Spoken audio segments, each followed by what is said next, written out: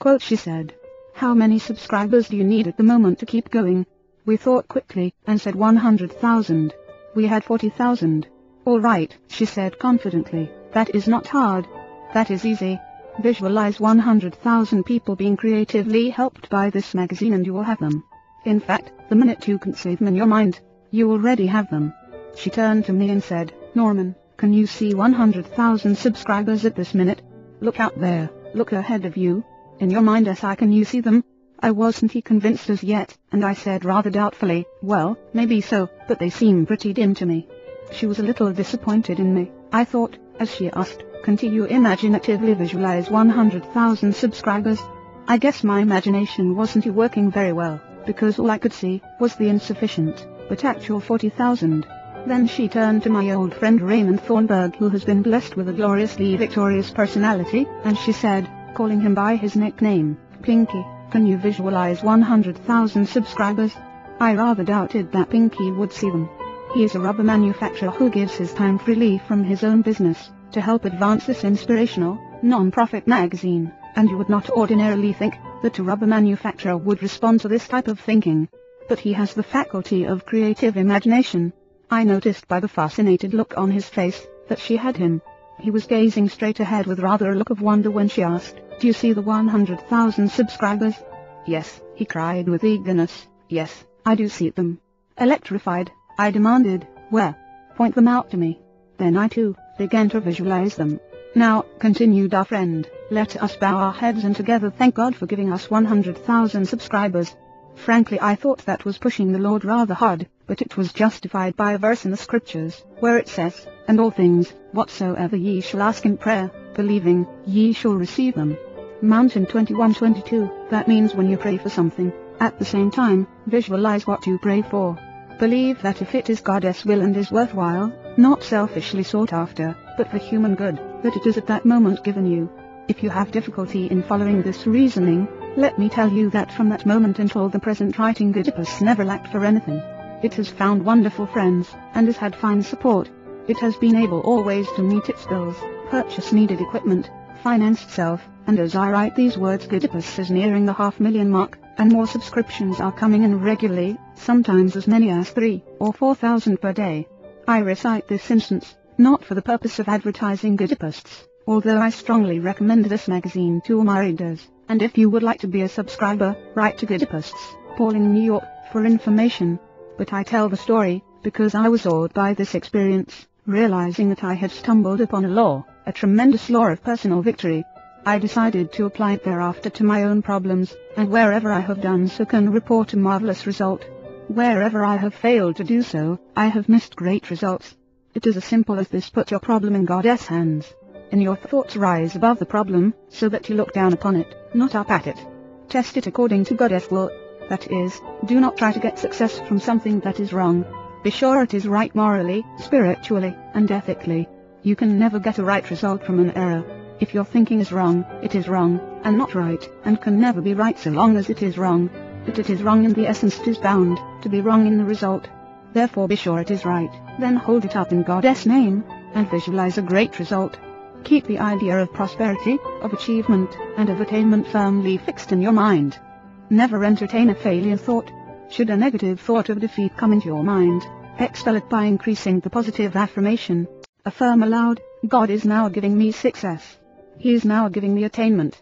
The mental vision which you create, and firmly hold in consciousness, will be actualized, if you continually affirm it in your thoughts, and if you work diligently and effectively. This creative process, simply stated, is visualize, prayerize, and finally actualize. People in all walks of life who accomplish notable achievements know the value of this law in their experience. Henry J. Kaiser told me that at one time he was building a levee along a riverbank, and there came a great storm and flood which buried all his earth-moving machinery, and destroyed the work that had been done. Upon going out to observe the damage after the water receded, he found his workers standing around glumly looking at the mud and the buried machinery. He came among them, and said with a smile, "Why are you so glum? Don't you see what has happened?" They asked. "Our machinery is covered with mud." "What mud?" he asked brightly. "What mud?" they repeated in astonishment. "Look around you. It is a sea of mud." "Oh," he laughed, "I don't see any mud." "But how can you say that?" they asked him. Because, said Mr. Kaiser, I'm looking up at a clear blue sky, and there is no mud up there. There is only sunshine, and I never saw any mud that could stand against sunshine. Soon it will be dried up, and then you will be able to move your machinery and start all over again. How right he is. If your eyes are looking down in the mud, and you feel a sense of failure, you will create defeat for yourself. Optimistic visualization combined with prayer and faith will inevitably actualize achievement. Another friend of mine who started from the lowliest beginnings has performed some outstanding achievements. I remember him in his school days as an awkward, unprepossessing, very shy country boy. But he had character and one of the keenest brains I have ever encountered. Today he is an outstanding man in his line. I asked him, what is the secret of your success? The people who have worked with me across the years, and the unlimited opportunity given any boy in the United States of America, he replied. Yes, I know that is true, but I'm sure you must have some personal technique, and I would be interested in having it, said. It all lies in how you think about problems, he replied. I attack a problem, and shake it to pieces with my mind. I put all the mental power I have upon it. Second, I pray about it most sincerely. Third, I paint a mental picture of success. Fourth, I always ask myself, what is the right thing to do? 4, he said, nothing will be right if it is wrong. Nothing that is wrong will ever come out right. 5th, I give it all I've got. But let me emphasize again, he concluded, if you're rethinking defeat, change your thoughts at once. Get new and positive thoughts. That is primary and basic, in overcoming difficulties and in achieving. At this very minute, as you read this book, potential ideas are in your mind. By releasing and developing these ideas you can solve your financial problem, your business situation, you can care for yourself and your family, and attain success in your ventures. A steady inflow and practical use of these creative thoughts can remake your life and you along with it.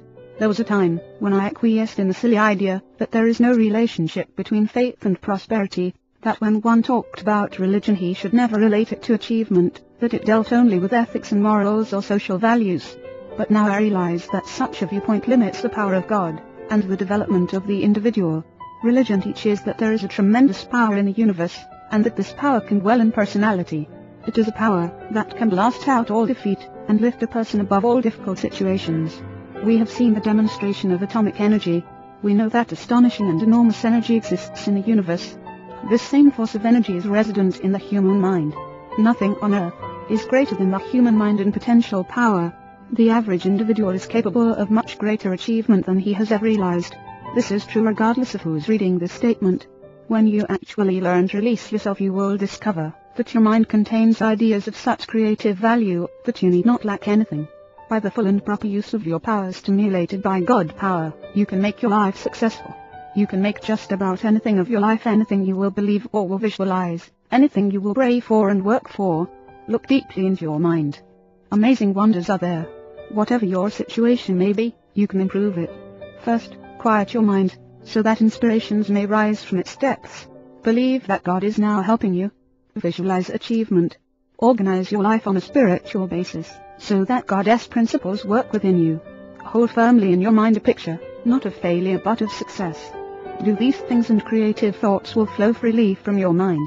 This is an amazing law, one that can change anybody's life including your own. An inflow of new thoughts can remake you regardless of every difficulty you may now face, and I repeat, every difficulty. In the last analysis, the basic reason the person fails to live a creative and successful life is because of error within himself. He thinks wrong.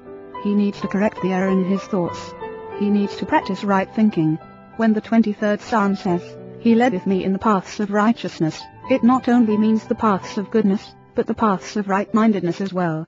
When Isaiah says, "Let the wicked forsake his way, and the unrighteous man his thoughts," so 55:7, it not only means that a person is to depart from evil and do good, but that he is to change his thinking from wrong to right, from error to truth. The great secret of successful living is to reduce the amount of error in oneself, and increase the amount of truth. An inflow in new, bright, health-laden thoughts through the mind creatively affects the circumstances of life, for truth always produces right procedures, and therefore right results. Years ago I knew a young man who for a while was one of the most complete personality failures in my entire experience. He had a delightful personality, but he failed at everything. A person would employ him, and be enthusiastic about him, but soon his enthusiasm would cool, and it was not long until he was out of that position. This failure pattern was repeated many times. He was a failure as a person as well as an employee. He missed connections with everything. He just couldn't do anything right, and he used to ask me, what is wrong with me, that everything goes wrong. Still, he had a lot of conceit. He was cocky and smug, and had the irritating habit of blaming everybody but himself. Something was wrong with every office with which he was connected, or every organization that employed him. He blamed everybody else for his failures, never himself. He would never look inside himself. It never occurred to him that anything could be wrong with him. One night, however, he wanted to talk with me, and as I had to make a drive of about 100 miles to deliver a speech, he drove there and back with me. On our return we stopped along about midnight at a roadside stand for a hamburger and a cup of coffee. I don't know what was in that hamburger sandwich, but since this incident I have had a new respect for hamburgers.